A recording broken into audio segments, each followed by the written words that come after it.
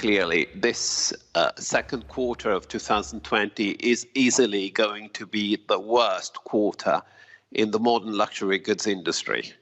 Never before had we experienced such a big drop, and not just for Burberry. We saw yesterday the results from Swatch Group, and we're just about to see what Kering, LVMH, Hermes, and the other big players in the industry will report. It's going to be very difficult because in the second quarter, most of the stores, starting with Asian stores and then European and American stores, were closed. And when stores are closed, your sales plummet.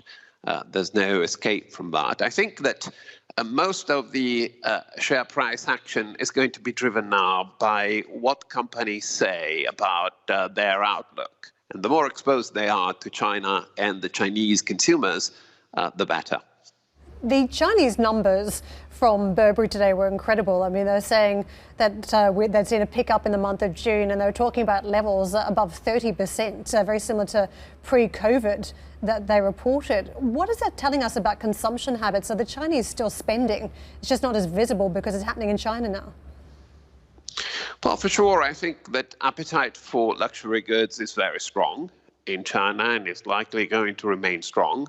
The other thing we need to take into account when we look at numbers in China is that prior to COVID-19, about a third of Chinese luxury demand was coming up in China itself, and 2/3 outside of China. Now, we know that Chinese people are not traveling today, so the mere repatriation effect is going to boost sales in China. So we shouldn't be too impressed about sales rebounding strongly in China, because in order to be back to where we were in terms of Chinese national spend globally, for most companies, sales in China would have to triple, actually. Possibly not in the case of Burberry, as they were more exposed to Chinese consumers in China itself before.